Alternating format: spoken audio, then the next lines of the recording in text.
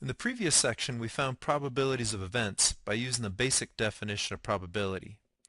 That definition said that the probability of an event E is equal to the number of things in that event E divided by the number of things in the sample space. In this section, we're going to build upon that definition to find the probability of events involving set operations like union, intersection, and complement. To begin, let's take a look at an event form using union.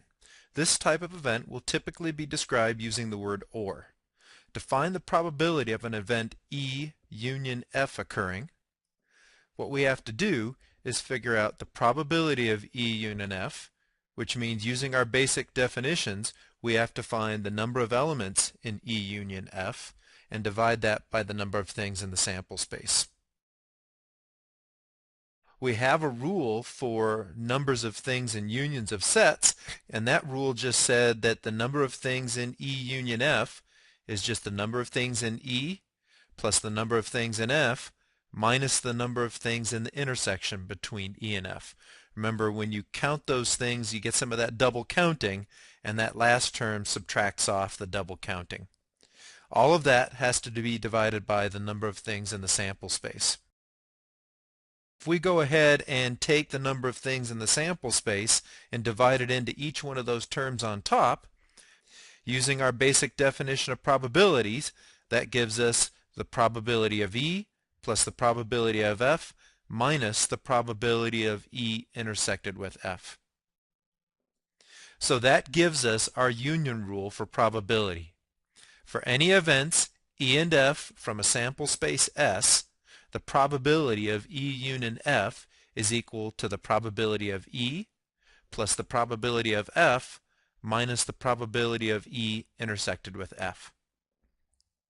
So in practice, you can also solve this relationship for the probability of E intersected with F to obtain the probability of E intersected with F is equal to the probability of E plus the probability of F minus the probability of E union F.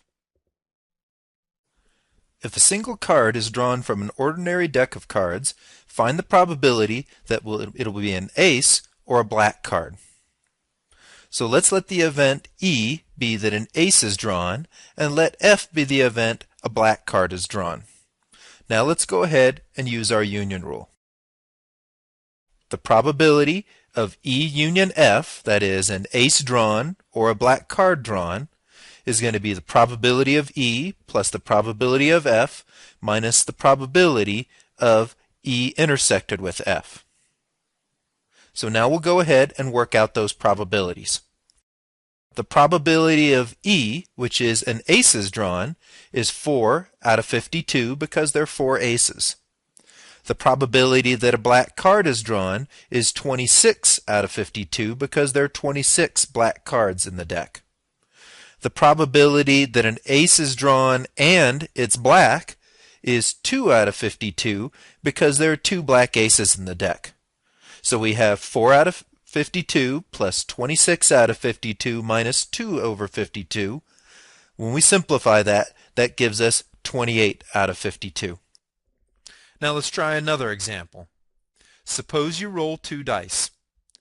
The sample space for this experiment must include all the possibilities for each die, and it would be kind of difficult to list them all out. So what we're going to do is let's take a look at the sample space in a table. Here I've listed what's on the first die in the first column and what's on the second die in the second column. And the rest of these entries just allude to what was on each one of the faces. So if I go to here and see 3-5, that means the first face was a 3 and the second face was a 5. Now that I have all 36 possible rolls here, because there are 36 entries in white here, let's go ahead and calculate some probabilities. What is the probability of rolling a sum of 6? The probability of rolling a sum of 6 is just going to be the number of ways we can get the sum to be 6 divided by the number of things in the sample space, and you'll notice that in this red diagonal here, all of these entries would add up to a sum of 6. In fact, you'll see diagonal entries all the way through here adding up to the same sum. So if I put those values in, I had 5 ways to get a sum of 6, 36 total entries in white, I get an answer of 536. Now, what's the probability of rolling a sum of 7 or that the first die is a 5? So you see the or in there, so that tells me we're dealing with union. So let's let A be the event, a sum of 7, and B be the event, the first die is a 5. So we work out our union rule, and for us to be able to do this, we need to be able to figure out the probability that the sum was 7, the probability that the first die is a 5, and the probability that the sum is 7 and the first die is a 5. So to do that, we need to go back to our table and count up the possibilities.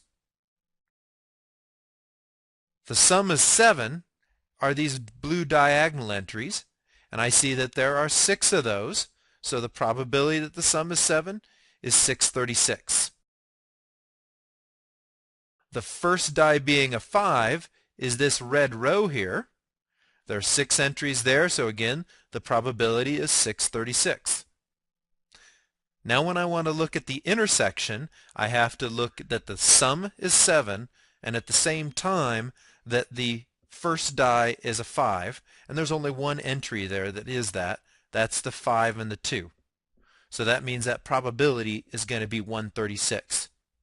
So now I need to go back to my union rule and put in those values. So I get 636 plus 636 minus 136. When I simplify that, I get 1136. So the probability of a sum of 7 or that the first die is a 5 is 1136.